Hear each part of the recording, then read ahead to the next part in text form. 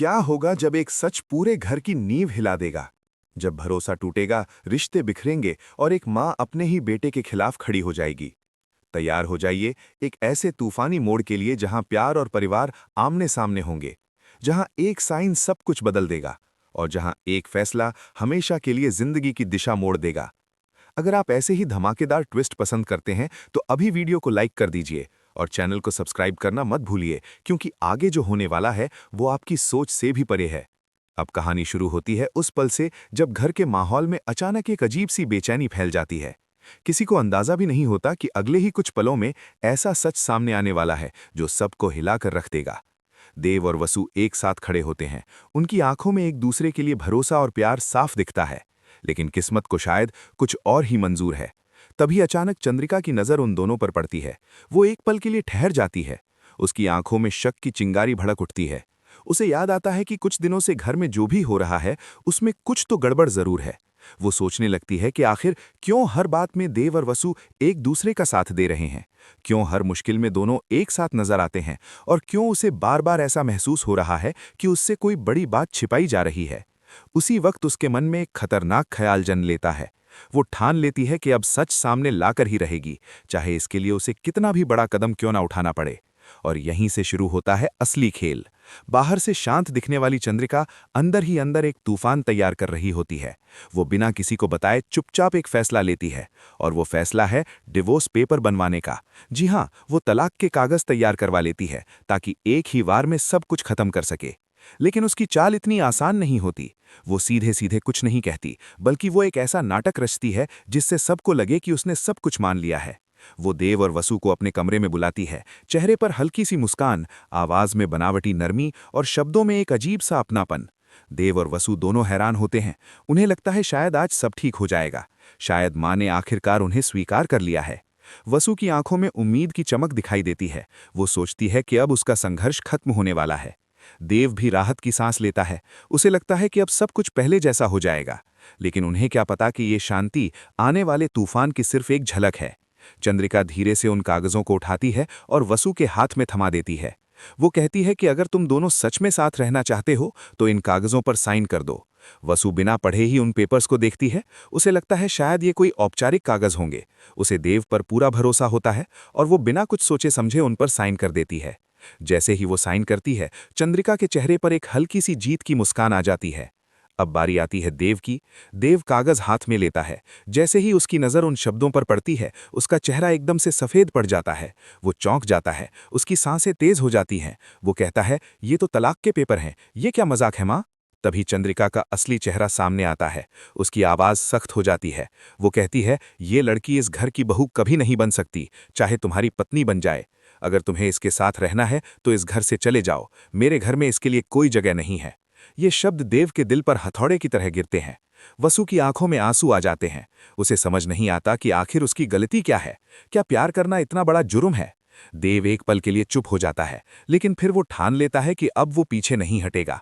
वो कहता है, अगर इस घर में मेरी पत्नी की इज्जत नहीं है तो मुझे भी यहाँ रहने का कोई हक नहीं। और वो फैसला करता है कि वो घर छोड़ देगा। लेकिन इस बार कहानी में एक नया मोड़ आता है। पहले की तरह वसु उसे रोकती नहीं, बल्कि इस बार वो उसके साथ चलने का फैसला करती है, पूरे मन से, पूरे हौसले के साथ।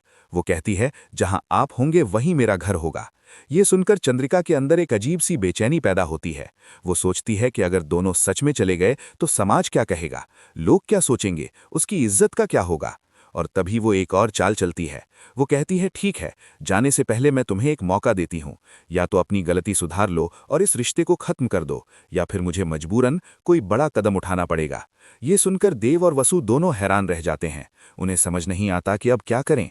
एक तरफ उनका प्यार है, दूसरी तरफ परिवार, एक तरफ उनका सपना है, दूसरी तरफ माँ की जिद। और इसी उधेड़ बुन में कहानी एक और मोड़ लेती है। मंदिर जाने की बात होती है और वहीं से खुलने लगता है राज का एक और पन्ना। सबके सामने वसु कह देती है कि हाँ, मैंने ही पापा जी से मंदिर जाने को कहा था। ये सुनकर सब चौंक जाते हैं। चंद्रिका गुस्से में पूछती है, ये बात तो मैंने सिर्फ देव को बताई थी, तुम्हें कैसे पता चला? तुम तो वहां थी ही नहीं। तभी वसु कहती है कि मैं वहीं थी, मैंने सब सुन लिया था। ये सुनकर चंद्रिका के मन में शक और गहरा हो जाता है। उसे याद आता है कि उसी वक्त देव भी कमरे से बाहर निकला था, मतलब दोनों कुछ छिपा रहे हैं। और यहीं से उसके शक को यकीन में बदलने का रास्ता मिल जाता है। वो तय करती है कि अब वो रंगे हाथों पकड़कर ही रहेगी। आने वाले दिनों में वो दोनों पर नजर रखने लगती है, हर हरकत, हर बातचीत, हर इशारे को ध्यान से देखती है। और फिर एक दिन वो देखती है कि कमरे के अंदर दोनों की जोरदार लड़ाई हो रही है। आवाजें ऊंची हैं, शब्द कड़वे हैं, लेकिन उसकी माँ वाली नजर समझ जाती है कि ये लड़ाई नकली है, ये सिर्फ दिखावा है। वो समझ जाती है कि देव और वसु मिलकर उसे बेवकूफ बना रहे हैं। और जैसे ही उसे ये एहसास होता है, उसके अंदर का गुस्सा आग बनकर भड़क उठता है। अब वो सिर्फ माँ नहीं रही, अब वो एक ऐसी औरत बन चुकी है जो अपने फैसले से पीछे हटने वाली नहीं। अब सवाल यह है कि क्या वो सच में वसु को कभी स्वीकार नहीं करेगी? क्या देव अपने प्यार के लिए सब कुछ छोड़ देगा, या फिर कोई ऐसा सच सामने आएगा जो सब कुछ बदल देगा?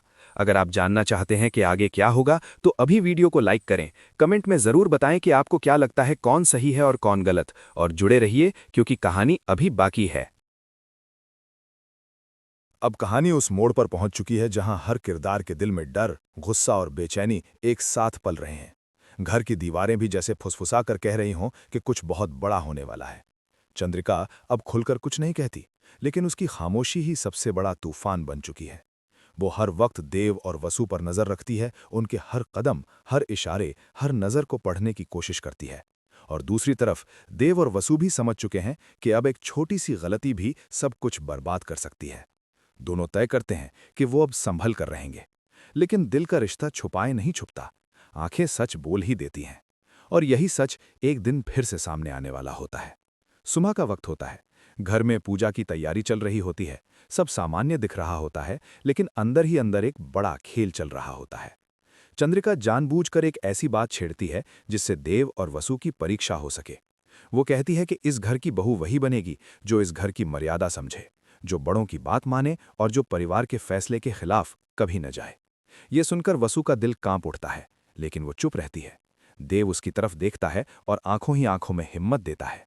तभी चंद्रिका अचानक देव से कहती है कि अगर तुम्हें अपने फैसले पर इतना ही भरोसा है, तो आज सबके सामने साफ साफ कह दो कि तुम इस लड़की को इस घर से ऊपर रखते हो। देव एक पल के लिए चुप हो जाता है। पूरा परिवार उसकी तरफ देख रहा होता है।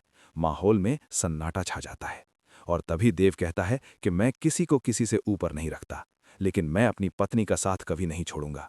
ये सुनते ही चंद्रिका के चेहरे का रंग बदल जाता है। उसे लगता है जैसे उसके अधिकार को चुनौती दी गई हो। वो गुस्से में कहती है कि अगर ऐसा है तो फिर तुम्हें इस घर में रहने का कोई हक नहीं।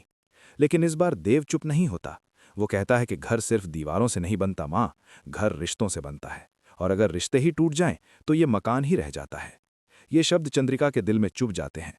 वो अंदर से टूटने लगती है, लेकिन उसका अहंकार उसे मानने नहीं देता। उसी रात वो एक और बड़ा फैसला लेती है। वो परिवार के बाकी लोगों को अपने पक्ष में करने की कोशिश करती है। वो सबको समझाती है कि अगर आज देव की जिद मान ली गई तो कल हर बच्चा अपने मन का करेगा और घर की परंपराएं खत्म हो जाएंगी। कुछ लोग उसकी बात से सहमत हो जाते हैं, कुछ चुप रहते हैं, लेकिन माहौल और ज्यादा तनावपूर्ण हो जाता है। दूसरी तरफ वसु अपने कमरे में अकेली बैठी रो रही होती है। उसे लगता है कि उसकी वजह से देव अपने परिवार से दूर हो रहा है। वो सोचती है कि शायद उसे ही पीछे हट जाना चाहिए। तभी देव उसके पास आता है और कहता है कि अगर तुम पीछे हट गई तो हमारा प्यार हार जाएगा। क्या तुम चाहती हो कि हम बिना लड़े हार मान लें?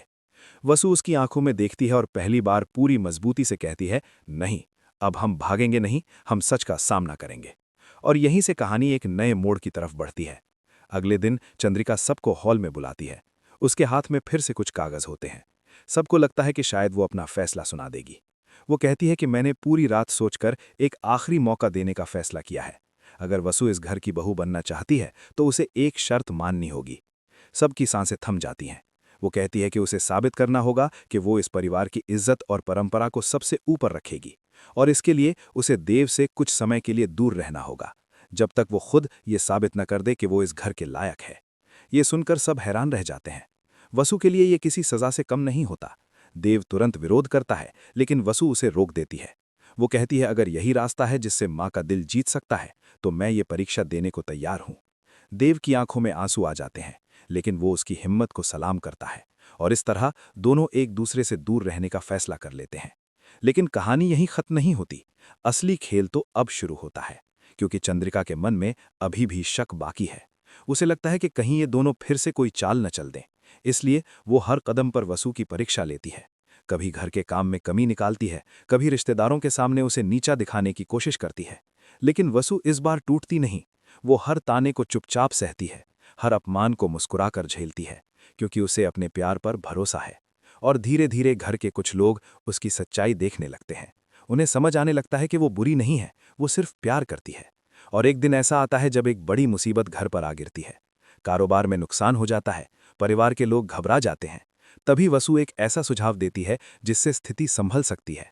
पहले तो कोई उसकी बात नहीं मानता, लेकिन जब उसका तरीका काम कर जाता है तो सब चौंक जाते हैं। पहली बार चंद्रिका भी सोच में पड़ जाती है कि शायद उसने वसु को गलत समझा, लेकिन उसका अहंकार अभी भी पूरी तरह नहीं टूटा होता। अब सवाल यह है कि क्या ये मुसीबत चंद्रिका का दिल बदल पाएगी? क्या वो वसु को अपनाएगी या फिर कोई नया तूफान आने वाला है? अगर आप चाहते हैं कि सच की जीत हो तो अभी इस कहानी को लाइक करें और कमेंट में ज़रूर बताएं कि क्या आपको लगता है कि चंद्रिका बदल जाएगी, क्योंकि आगे जो होने वाला है वो रिश्तों की असली परीक्षा लेने वाला है और कहानी अभी और भी ज़्यादा भावुक और धमाकेदार होने वाली है। अब कहानी अपने सबसे नाजुक और भावुक मोड़ पर पहुंच चुकी है, जहां हर फैसला रिश्तों की किस्मत तय करने वाला है। घर में आई आर्थिक परेशानी ने सब कुछ झकझोर कर रख दिया है और पहली बार चंद्रिका को एहसास होने लगा है कि हालात हमेशा उसके नियंत्रण में नहीं रह सकते।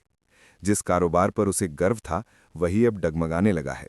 परिवार के लोग परेशान हैं, सलाह पर सलाह दी जा रही है, लेकिन कोई ठोस रास्ता नहीं निकल पा रहा। तभी वसु एक बार फिर आगे बढ़ती है। वो बिना किसी अहंकार के, बिना किसी शिकायत के शांत आवाज में एक योजना रखती है।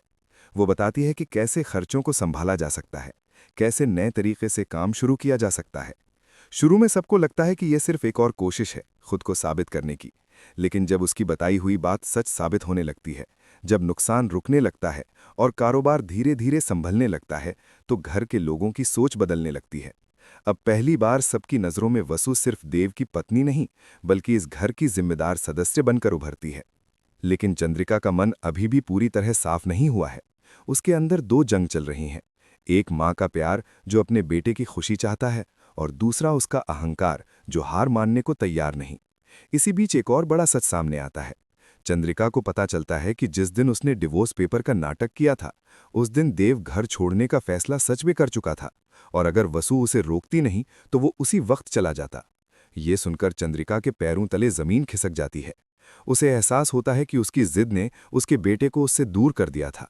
वो पहली बार अपने कमरे में अकेली बैठकर रोती है। उसे याद आते हैं वो पल जब देव छोटा था, जब उसने उसे चलना सिखाया था, जब उसने उसे हर मुश्किल से बचाया था, और आज वही बेटा उससे दूर जाने को तैयार हो गया था, सिर्फ इसलिए क्योंकि वो उसकी खुशी स्वीकार नहीं कर पा रही थी। दूसरी तरफ देव और वसु अब भी अलग अलग कमरों में रहते हुए अपने वादे पर टिके हुए हैं। दोनों एक दूसरे से दूर रहकर भी दिल से जुड़े हुए हैं। एक रात अचानक चंद्रिका की तबीयत बिगड़ जाती है। पूरा घर घबरा जाता है। डॉक्टर को बुलाया जाता है और उसी वक्त वसु बिना एक पल गंवाए उसकी सेवा में लग जाती है। वो रात भर उसके पास बैठी रहती है, दवा देती है, पानी पिलाती है, माथा सहलाती है। सुबह जब चंद्रिका की आंख खुलती है तो वो देखती है कि वसु उसकी कुर्सी के पास ही सो गई है, थकी हुई लेकिन चेहरे पर सुकून। उस पल चंद्रिका का दिल पिघलने लगता है। उसे एहसास होता है कि जिस लड़की को वो इस घर से निकालना चाहती थी, वही आज उसके सिरहाने बैठी उसकी देखभाल कर रही है। धीरे धीरे उसकी सोच बदलने लगती है। वो महसूस करती है कि वसु ने कभी घर तोड़ने की कोशिश नहीं की, उसने हमेशा जोड़ने की कोशिश की है। और आखिरकार एक दिन वो सबको हॉल में बुलाती है। माहौल गंभीर है। देव और वसु भी चुपचाप खड़े हैं। चंद्रिका आगे बढ़ती है। उसकी आवाज़ में अब पहले जैसा कठोरपन नहीं है। वो कहती है कि मैंने बहुत बड़ी गलती की। मैंने अपने अहंकार में आकर अपने ही बेटे की खुशी छीनने की कोशिश की, लेकिन अब मैं समझ चुकी हूं कि प्यार को सज़ा नहीं दी जा सकती। वो वसु की तरफ मुड़ती है और कहती है, अगर तुम तैयार हो तो इस घर में बहू बनकर नहीं बल्कि बेटी बनकर रहो। ये सुनते ही देव की आंखों में आंसू आ जाते हैं। वसु भावुक हो जाती है। पूरा परिवार राहत की सांस लेता है और उसी पल घर का माहौल बदल जाता है। जहां पहले शक और गुस्सा था, वहां अब अपनापन लौट आता है। लेकिन कहानी का असली संदेश यही है कि रिश्ते जिद से नहीं, समझ और भरोसे से चलते हैं। अगर समय रहते दिल बदल जाए तो टूटते हुए घर भी बच सकते हैं। और अगर आप भी मानते हैं कि प्यार सबसे बड़ी ताकत है, तो अभी इस कहानी को लाइक कीजिए। कमेंट में ज़रूर बताइए कि आपको इस सफ़र का कौन सा मोड़ सबसे ज़्यादा भावुक लगा। और जुड़े रहिए, क्योंकि हर कहानी हमें कुछ न कुछ सिखा कर जाती है। यहाँ प्यार ने जीत तो हासिल कर ली है, लेकिन रिश्तों की परीक्षा जिंदगी भर चलती रहती है। और यही इस कहानी का सबसे बड़ा सच है।